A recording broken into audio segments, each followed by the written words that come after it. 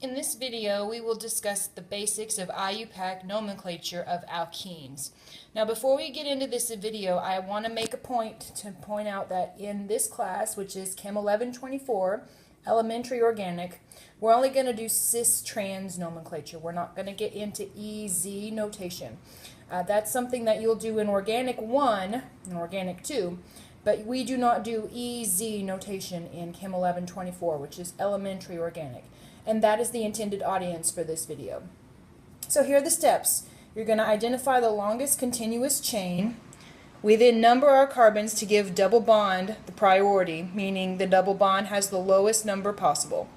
Now, to decide if it's cis or trans, you look at the bulky objects, and I'll show you what that means in just a minute. Cis means bulkiest are on the same side, and trans means the bulkiest are on the opposite side. So let's look at this example. Now, if this were just a single bond, if that were just a regular old single bond, we would begin numbering here, right? 1, 2, 3, 4, 5, 6, 7, 8. If that were a single bond, because we want to give priority to this substituent. We want to give it the lowest number possible. However, because there's a double bond, that double bond is going to take precedence over these substituents. You want to give the double bond a lower number than any substituents. That's why we begin numbering from this side. 1, 2, 3, 4, 5, 6, 7, 8. Now, your textbook shows this method of naming alkenes, and this is considered the standard IUPAC nomenclature, so I will accept both. Now, here's the name, right? 5-bromo, because we go alphabetically, 6-methyl, 3-octene, because the double bond begins on carbon 3.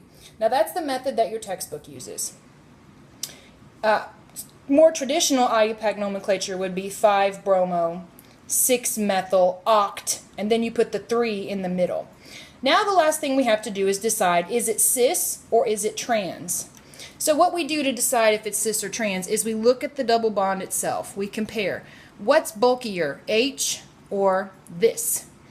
Well, obviously this is bulkier.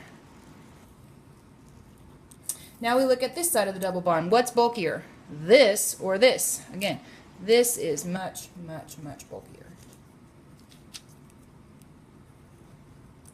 Right, so since the two bulkiest things are on the same side, that means that this is cis. So my answer actually isn't finished until I write cis in front.